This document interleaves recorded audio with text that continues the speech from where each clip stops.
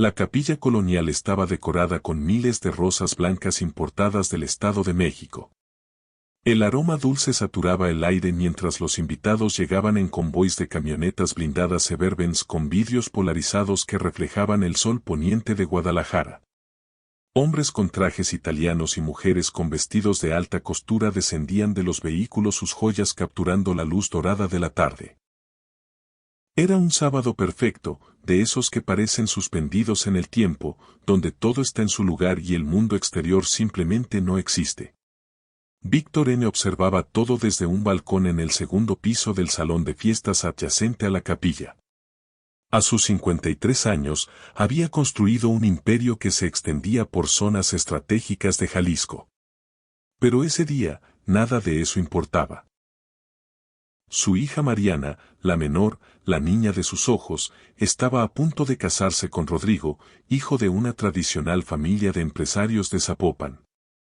Era legítimo, limpio, todo lo que él siempre había deseado para un puente entre dos mundos que pasó la vida entera manteniendo separados. El vestido de Mariana había sido diseñado por un estilista de Milán, traído en primera clase 3 semanas antes. 15 metros de seda pura con bordados a mano que habían tardado 8 meses en terminarse. 300 invitados, una orquesta de cámara para la ceremonia y una banda de mariachi de 16 integrantes para la recepción. El pastel tenía 7 pisos. Las mesas estaban cubiertas con lino francés. Víctor había planeado cada detalle durante un año entero, asegurándose de que fuera perfecto. Porque si había algo que había aprendido a lo largo de su trayectoria era que los momentos importantes ocurren solo una vez y no puedes comprarlos de vuelta. A 15 kilómetros de allí, Omar Arfuch estudiaba fotografías aéreas en una sala de operaciones improvisada en el sótano de un edificio gubernamental. 3 pantallas de alta resolución mostraban imágenes satelitales, feeds de cámaras de tránsito y mapas tridimensionales de la zona de Zapopan. Su equipo estaba posicionado desde las 5 de la mañana. 23 agentes de élite, cada uno seleccionado personalmente, cada uno con una función específica en el tablero de ajedrez que estaba a punto de jugarse. Tenemos confirmación visual, dijo. La voz en el comunicador. Era Fernando Ríos, su hombre de confianza, posicionado en un vehículo civil a 2 cuadras del salón de fiestas. El objetivo acaba de entrar en la capilla. Traje azul marino, corbata dorada. Está con su hija. George Foch cerró los ojos por un segundo. Había algo profundamente incómodo en intervenir en una boda. Era un territorio sagrado, incluso para hombres que habían dedicado sus vidas a desmantelar estructuras de poder paralelo. Pero Víctor N. no era un hombre común. Controlaba rutas, territorios, negocios que movían millones de dólares mensuales. Su captura había sido planeada durante 8 meses, desde que una interceptación telefónica reveló que estaría presente sin un esquema de seguridad pesado en la boda de su hija. ¿Cuántos guardias confirmados?, preguntó Arfuch, su voz controlada, metódica. 2 externos identificados, probablemente otros 8 a 10 en el interior, disfrazados de invitados. Eso era exactamente con lo que Arfuch contaba. Víctor N. era inteligente, calculador, pero también era padre. Y los padres cometen errores cuando se trata de sus hijos. Bajan la guardia. Creen, aunque sea por unas horas, que pueden ser hombres normales celebrando momentos normales. La marcha nupcial comenzó a sonar. Mariana apareció en la entrada de la capilla, su brazo entrelazado con el de su padre. Víctor sintió el pecho apretado, esa sensación que solo los padres conocen cuando se dan cuenta de que sus hijos ya no son niños, de que el tiempo es un ladrón silencioso que roba gradualmente todo lo que amamos. «Estás hermosa, mija», susurró él con la voz quebrada. Mariana sonrió, con lágrimas formándose ya en sus ojos cuidadosamente maquillados. «Gracias, papá. Por todo». Caminaron lentamente por el pasillo central. Rostros conocidos sonreían a cada empresarios, políticos de mediano nivel que habían sido discretamente invitados, primos lejanos, amigos de la infancia de Mariana. Todo parecía perfecto. La luz filtrada por los vitrales creaba patrones multicolores en el suelo de mármol. El sacerdote, un hombre anciano con décadas de experiencia en bodas de familias prominentes, esperaba con una sonrisa serena. Rodrigo estaba en el altar, visiblemente nervioso, acomodándose la corbata una y otra vez. Cuando vio a Mariana, su rostro se iluminó con una expresión de puro amor y admiración. Víctor observó aquello y sintió un alivio profundo. Al menos en eso había acertado. Su hija amaba a ese hombre. Y ese hombre la amaba de vuelta. Era real. Era limpio. Era todo lo que él nunca logró tener en su propia vida. La ceremonia duró 45 minutos. Se intercambiaron votos, los anillos se deslizaron en los dedos y por fin, el beso que selló la unión. Los invitados aplaudieron calurosamente mientras los recién casados caminaban de vuelta por el pasillo, ahora como marido y mujer, listos para comenzar una vida juntos. Mientras los invitados se movían de la capilla al salón de fiestas adyacente, la operación de Harfuch entraba en su fase crítica. Se habían establecido 3 PERI el primero, a 3 cuadras de distancia, compuesto por agentes en vehículos civiles bloqueando discretamente rutas de fuga el segundo, a 1 cuadra, con francotiradores posicionados en edificios estratégicos, no para disparar sino para brindar cobertura e inteligencia visual y el tercero, el perímetro de acción directa, compuesto por los 12 agentes que infiltrarían el salón en el momento exacto. Está en la mesa principal, segundo piso, cerca del balcón oeste, informó Ríos. La seguridad está relajada. Están bebiendo. Harfuch asintió, aunque nadie pudiera verlo. Era hora. Verificó su chaleco, su arma de servicio y miró a los 5 hombres que entrarían con él en el primer vehículo. Todos tenían la mirada enfocada, la respiración controlada. Eran veteranos, hombres que lo habían visto todo. Pero aún así, siempre existía esa tensión antes de una operación, esa descarga de adrenalina que te mantiene vivo. Alerta, listo para reaccionar en milisegundos. Unidades alfa, beta y gamma, prepárense para moverse, dijo por el comunicador. Entrada en 3 minutos. Protocolo y mínima fuerza necesaria. Prioridad 0 para civiles. Contención rápida del objetivo. 3 convoys de Severbens gubernamentales comenzaron a moverse simultáneamente, convergiendo hacia el salón de fiestas desde direcciones distintas. Se desplazaban rápido, pero no a alta velocidad. Nada que pudiera alertar a los guardias de Víctor, solo vehículos acercándose. Como tantos otros que circulaban por las calles de Zapopan ese sábado por la noche, Víctor estaba de pie, copa de champán en la mano, a punto de brindar. El salón estaba en plena celebración. La banda de mariachi tocaba Cielito Lindo.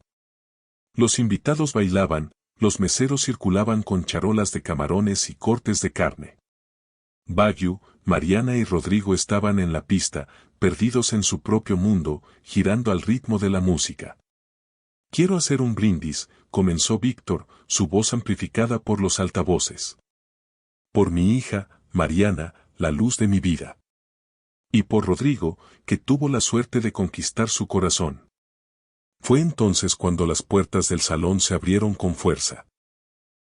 12 hombres vestidos de negro, chalecos tácticos con la insignia gubernamental, entraron en una formación coordinada. No gritaron al principio, pero su presencia era inconfundible, imposible de ignorar. La música se detuvo de manera abrupta. Los invitados que bailaban se quedaron congelados. Un mesero dejó caer una bandeja y el sonido del vidrio rompiéndose resonó en el salón, súbitamente silencioso. Autoridad federal. Nadie se mueva. Harfuch entró justo detrás de su equipo, sus ojos localizando de inmediato a Víctor N. en la mesa principal. Por una fracción de segundo, sus miradas se cruzaron. Había reconocimiento mutuo allí. Depredador y presa, cazador y cazado. Dos hombres en lados opuestos de una línea que dividía mundos enteros. Los guardias de Víctor comenzaron a moverse, manos yendo hacia armas ocultas bajo los sacos. Pero los agentes de Harfuch fueron más rápidos. Manos a la vista ahora. En segundos, 6 guardias estaban en el suelo, esposados, desarmados, con eficiencia militar. Mariana gritó. Fue un sonido que atravesó a Arfus como una cuchilla. Puro terror, confusión. El sonido de una novia viendo su día perfecto desmoronarse en pedazos. Rodrigo la jaló hacia atrás, colocándose entre ella y los agentes, su instinto protector imponiéndose al miedo. Víctor no se movió, simplemente se quedó allí de pie, la copa aún en la mano. Lentamente, con movimientos deliberados, la colocó sobre la mesa. Sus ojos no se apartaron de Harfuch. Por favor, dijo Víctor con una calma sorprendente. Mi hija. Déjeme hablar con mi hija antes. Harfuch evaluó la situación. 300 civiles, al menos 30 niños presentes. Una novia en shock. La violencia aquí sería catastrófica, no solo operacionalmente, sino humanamente. Asintió brevemente. Víctor caminó lentamente hacia Mariana. Los agentes siguieron cada movimiento. Armas apuntadas pero no amenazantes. Se detuvo a 1 metro de ella, y Mariana se desplomó en los brazos del padre, sollozando de manera incontrolable. Papá, ¿qué está pasando? ¿Qué hiciste? Papá. SHH, mija, escucha, dijo Víctor en voz baja, solo para ella. Pero Harfuch estaba lo bastante cerca como para oír. Sabías que este día podía llegar. Siempre te protegí de esto. Pero lo sabías. En el fondo, siempre lo supiste. No. No hoy. Por favor, no hoy. Mariana, mírame. Víctor le sostuvo el rostro, obligándola a encontrarse con sus ojos. Vas a vivir tu vida. Te casaste con un buen hombre. Vas a ser feliz. Esto es solo mi pasado, alcanzando mi presente. Pero no es tu futuro. ¿Entiendes? No es tu futuro. Señor. Víctor N., dijo Harfuch, acercándose. Necesitamos irnos. Víctor besó la frente de Mariana, luego miró a Rodrigo. Cuídala. Es lo único que importa ahora. Rodrigo, pálido pero firme, asintió. Lo prometo por mi vida. Lo prometo. Harfuch y 2 de sus hombres escoltaron a Víctor N. fuera del salón. No hubo esposas dramáticas. No hubo violencia. Víctor caminó con dignidad, la cabeza en alto, como si solo estuviera saliendo a tomar aire. Detrás de ellos, el salón permanecía en un silencio sepulcral. Invitados en shock. La novia llorando en brazos del novio, los guardias detenidos esperando ser procesados. Afuera, el aire nocturno estaba fresco. Las luces de la ciudad parpadeaban a lo lejos. Harfuch abrió la puerta trasera de la Suburban blindada y Víctor entró sin resistencia. Lo planeaste bien, dijo Víctor mientras se acomodaba en el asiento. 8 meses, me imagino. Quizá más. Harfuch no respondió.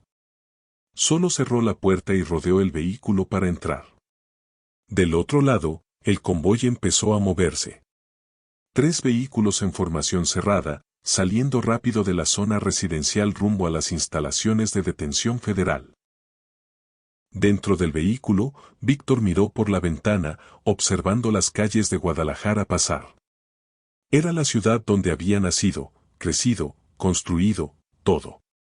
Y ahora la estaba dejando, probablemente por última vez como hombre libre. Mi hija no sabía nada, dijo de pronto. Ni mi esposa. Las mantuve completamente separadas. Lo sabemos, respondió Harfuch. Ellas no son objetivos. Entonces, ¿por qué arruinar su boda? ¿Por qué no atraparme mañana, el lunes, en cualquier lugar? Harfuch por fin lo miró. Porque mañana estarías rodeado de 20 guardias. El lunes estarías en territorio que controlas. Hoy era el único día en que estabas vulnerable y necesitábamos actuar. Víctor esbozó una sonrisa amarga. Vulnerable es una palabra interesante. Yo estaba feliz. Tal vez sea lo mismo. Mientras Víctor N. era trasladado a instalaciones federales de alta seguridad, otras operaciones simultáneas se ejecutaban en 7 ubicaciones distintas. La captura de Víctor no era el final, era el comienzo. Su teléfono celular, incautado en el momento de la detención, fue conectado de inmediato a sistemas de análisis forense. Se rompieron mensajes cifrados, se identificaron contactos, se mapearon patrones de comunicación. A las 9 de la noche, 3 tenientes de Víctor fueron capturados en Tonalá. A las 10, se descubrió un almacén de distribución en Tlaquepaque. A medianoche, cuentas bancarias en 3 países fueron congeladas. La estructura que Víctor había construido durante décadas estaba siendo desmantelada sistemáticamente, pieza por pieza, célula por célula. En la sala de operaciones, Harfuch coordinaba todo con la precisión de un director de orquesta. Cada captura generaba nueva inteligencia y cada nueva inteligencia llevaba a más objetivos. Era un efecto cascada cuidadosamente orquestado para maximizar el impacto y minimizar la posibilidad de reorganización. Tenemos a Mauricio el Chueco Delgado en la colonia americana, reportó un agente. Intentaba huir hacia Nayarit. Interceptado, confirmó otro. Lorenzo el Oso Ruiz. Está bajo custodia. Intentó resistir, pero fue contenido. Sin disparos. A las 3 de la mañana, 18 personas habían sido detenidas. 5 almacenes descubiertos, 73 vehículos asegurados, enormes cantidades de dinero en efectivo recuperadas. Era el mayor desmantelamiento de una estructura operativa en Jalisco en los últimos 5 años. Víctor N. estaba sentado en una celda de detención temporal, aún vestido con su traje azul marino de la boda. La corbata dorada estaba arrugada ahora, la primera vez en décadas que no se presentaba impecablemente arreglado. Miraba sus propias manos, las mismas manos que habían sostenido a su hija bebé hace 26 años, las mismas que habían firmado contratos, cerrado acuerdos, construido un imperio. Pensó en Mariana. ¿Seguiría en el salón? ¿Habrían continuado la fiesta tras su captura, en algún esfuerzo surreal de preservar la ilusión de normalidad, o todos se habrían ido a casa susurrando sobre lo ocurrido, convirtiendo su boda en chisme, en escándalo? Pensó en su esposa, Rosa, que se había puesto histérica cuando los agentes se lo llevaron. Ella siempre lo supo en el fondo, pero había construido muros mentales tan altos que podía vivir en la negación la mayor parte del tiempo. Ahora esos muros se habían derrumbado. Pensó en todos los momentos que lo habían llevado hasta esa celda. Las decisiones, una tras otra, cada una pareciendo razonable en el momento, cada una alejándolo un poco más de cualquier posibilidad de vida normal. Había empezado. Pequeña intermediación, facilitación, solo conectando personas. Luego creció. Territorios, rutas, gente trabajando para el dinero más allá de lo que jamás imaginó posible. Y ahora estaba allí, en una celda de 2 por 3 metros, mientras su hija probablemente lloraba en algún lugar. Su día más feliz convertido en su peor pesadilla. En las primeras horas de la mañana, Omar Harfuch dio una breve conferencia de prensa. Reporteros de todo el país habían sido convocados con urgencia. Las cámaras destellaban mientras él se colocaba detrás de un podio con el sello oficial. En las últimas 24 horas, en una operación coordinada que involucró múltiples agencias, fue capturado Víctor N., identificado como líder de operaciones en una zona prioritaria de Jalisco. Comenzó Harfuch con voz firme y profesional. Junto con él, 18 individuos asociados a la estructura fueron detenidos. Esta operación representa un golpe significativo a las redes que operan en la zona metropolitana de Guadalajara. ¿Es cierto que fue capturado en la boda de su propia hija?, gritó un reportero. Harfuch hizo una pausa, eligiendo sus palabras con cuidado. La detención ocurrió en un evento privado. Se ejecutó con protocolos de seguridad que priorizaron la protección de los civiles presentes. No hubo disparos, no hubo heridos. Eso no fue cruel, arruinar la boda de su hija. Harfuch miró directamente a la cámara. Víctor N. eligió el estilo de vida que llevó las consecuencias de esas elecciones. No reconocen ocasiones especiales ni momentos familiares. El Estado de Derecho no se toma vacaciones por bodas o cumpleaños. Él lo sabía mejor que nadie. Más preguntas fueron gritadas, pero Harfuch dio por terminada la conferencia. Había trabajo por hacer, interrogatorios que conducir, evidencia que procesar. La captura de Víctor era importante, pero era solo una pieza en un rompecabezas mucho mayor. Mariana Gutiérrez no salió de casa durante 4 días. Vecinos reportaban que las cortinas permanecían cerradas. Los reporteros acampados afuera fueron finalmente dispersados por la policía local. Rodrigo, su nuevo esposo, canceló la luna de miel que habían planeado para Cancún. No había forma de viajar ahora, no con el escándalo, no con el apellido bajo los reflectores nacionales. De repente, Rosa, la esposa de Víctor, contrató a un equipo de abogados caros. Presentaron de inmediato recursos de amparo. Cuestionaron la legalidad de la operación. Intentaron acceder a las pruebas. Pero Harfuch había construido el caso meticulosamente. Cada interceptación telefónica tenía autorización judicial. Cada movimiento había sido documentado, cada conexión comprobada con evidencia física o testigos. La prensa devoró la historia vorazmente. Novia en shock después de que capturaran al padre en su propia fiesta de boda, gritaban los titulares. Fotos de Mariana extraídas de redes sociales circularon ampliamente. Se había convertido, contra su voluntad, en el rostro humano de una guerra que la mayoría veía solo en términos abstractos de estadísticas y noticias lejanas. En la cárcel, Víctor recibía visitas limitadas. Su abogada, Claudia Herrera, una mujer de 40 años con reputación de ferocidad en los tribunales, iba a diario. Pero él hablaba poco, respondía con monosílabos. Parecía haberse retirado a un lugar profundo dentro de sí mismo. Con Víctor detenido y su estructura principal desmantelada, empezó a formarse un vacío de poder. Otras organizaciones operando en territorios adyacentes comenzaron a sondear las fronteras que Víctor controlaba. Se produjeron pequeñas escaramuzas. Nada que llegara a los principales titulares, pero señales visibles para quien supiera interpretarlas. Harfuch y su equipo trabajaban 16 horas al día, manteniendo una presión constante.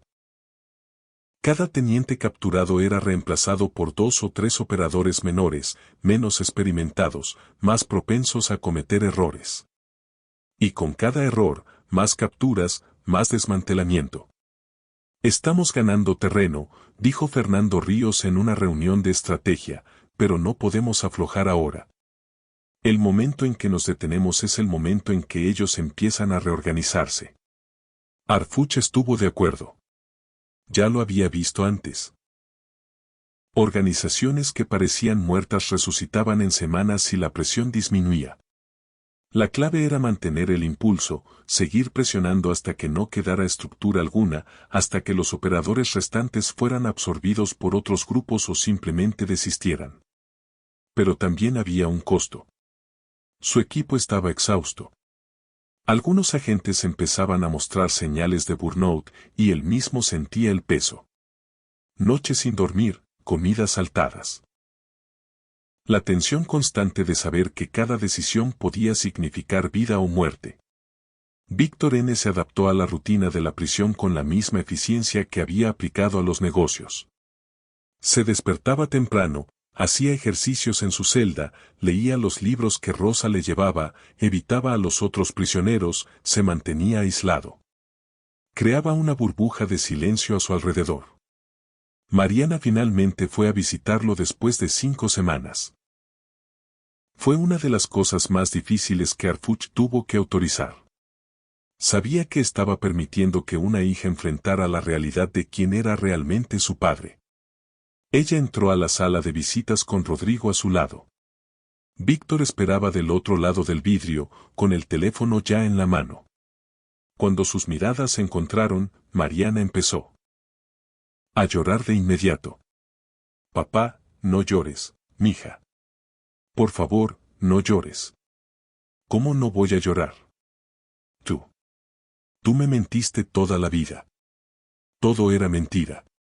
No todo, dijo Víctor con firmeza. Mi amor por ti nunca fue mentira. Cada sacrificio que hice, cada riesgo que corrí, fue para darte una vida mejor. ¿Pero a qué costo? ¿Cuántas personas sufrieron para que yo pudiera tener vestidos bonitos y fiestas caras? ¿Cuántas familias fueron destruidas para financiar mi educación? Víctor no tuvo respuesta, porque en el fondo, ella tenía razón y él siempre lo supo. Pero había enterrado ese conocimiento tan hondo que casi dejaba de existir. No espero tu perdón, dijo por fin. Solo espero que entiendas que lo intenté. De la manera equivocada, por los motivos equivocados, tal vez. Pero intenté darte lo que yo nunca tuve. Mariana se limpió las lágrimas. ¿Sabes lo que yo realmente quería, papá? Un padre al que pudiera respetar. Solo eso. Y ahora ni siquiera eso tengo. Fueron las últimas palabras que le dijo en aquella visita. Rodrigo se la llevó y Víctor se quedó allí, con el teléfono aún en la mano, mirando el vidrio vacío, comprendiendo por fin el verdadero costo de sus decisiones. Pasaron meses. El caso de Víctor N. avanzaba por el sistema judicial, lento pero inexorable. Se presentaban pruebas, los testigos declaraban, se establecían conexiones.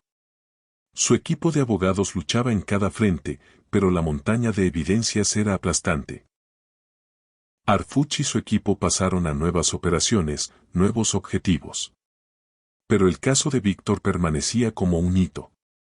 Un ejemplo de que incluso los más cuidadosos, los más inteligentes, eventualmente cometen un error. Y un error era todo lo que se necesitaba. Para Mariana. La vida continuó de una manera extraña y desconectada. Ella y Rodrigo se mudaron a Monterrey, intentando empezar de nuevo, lejos de miradas y susurros. Ella cambió legalmente su apellido para quedarse solo con Gutiérrez, cortando oficialmente la conexión con el nombre de Víctor. Era un intento de separación, de crear una barrera entre quien era ella y quien había sido su padre. Pero los apellidos pueden cambiarse. Los recuerdos no. Cada noche, cuando cerraba los ojos, veía ese momento. Las puertas abriéndose, los hombres de negro entrando. La expresión en el rostro de su padre cuando entendió que todo había terminado. Su boda, que debía ser el inicio de algo bello, se había convertido en el fin de todo lo que ella creía saber sobre su vida. En su oficina, tarde en la noche, Harfuch revisaba los archivos del caso una última vez antes de cerrarlos. Fotografías de Víctor N. Algunas de vigilancia mostrándolo en reuniones clandestinas, otras de momentos familiares interceptadas de su teléfono personal. Había una foto en particular que lo Víctor sosteniendo a Mariana bebé, quizá 25 años atrás, mirándola con una expresión de amor tan puro que era imposible reconciliar con el hombre en el que se convertiría. Fernando Ríos entró con 2 tazas de café en las manos. Todavía trabajando, solo cerrando algunas cosas, dijo Harfuch, aceptando el café. Estás pensando en ella, ¿verdad? ¿En la hija? Harfuch no lo negó. Es difícil no pensar. Hicimos lo que era necesario, pero ella igual pagó un precio. Los inocentes siempre pagan, dijo Ríos. Filosófico. Es la naturaleza de esto. Pero al menos está viva, libre. Tiene la oportunidad de construir algo propio. ¿Cuántas otras víctimas ni siquiera tuvieron esa oportunidad?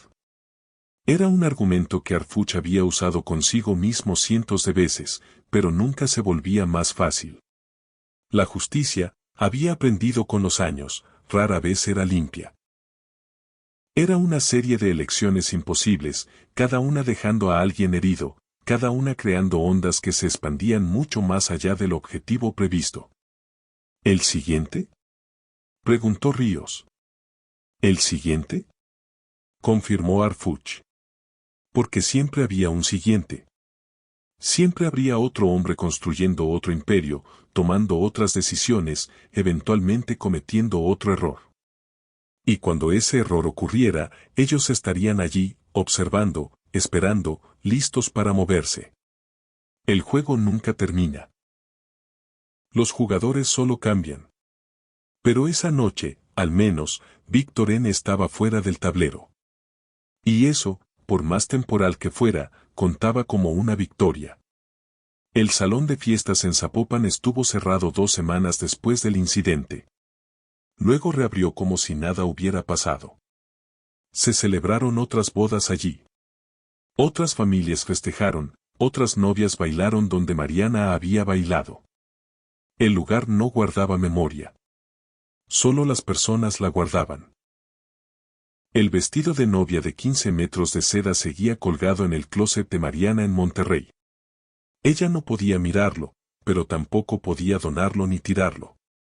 Era un fantasma textil de un día que existió y no existió al mismo tiempo. Víctor permanecía en una prisión federal de alta seguridad esperando los múltiples procesos que definirían el resto de su vida. Había dejado de recibir visitas después del encuentro con Mariana. Le había pedido a Rosa que viviera su vida, que lo olvidara. Ella no podía hacer ninguna de las dos cosas. Y Omar Harfuch continuaba su trabajo día tras día, operación tras operación, sabiendo que cada victoria era temporal, cada captura solo un reordenamiento de piezas en el tablero infinito. Pero continuaba de todos modos. Porque eso es lo que hacen hombres como él. Continúan cuando detenerse habría sido más fácil. Luchan cuando renunciar habría sido más sensato. Porque al final, la justicia no trata de elecciones fáciles ni de finales felices. Trata de hacer lo necesario, incluso cuando el costo es alto, incluso cuando los inocentes pagan precios que nunca debieron cobrarse. Trata de convertir momentos de felicidad en cenizas para que quizá, solo quizá, otros momentos de felicidad puedan existir sin el peso de imperios construidos sobre el sufrimiento.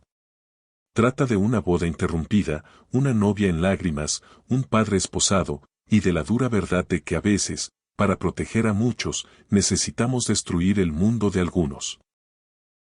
Esta es la historia de una operación, de una captura, de un imperio que se derrumbó y de un vestido de novia que nadie puede mirar, colgado en un closet en Monterrey, testigo silencioso del día en que dos mundos chocaron y solo uno permaneció en pie.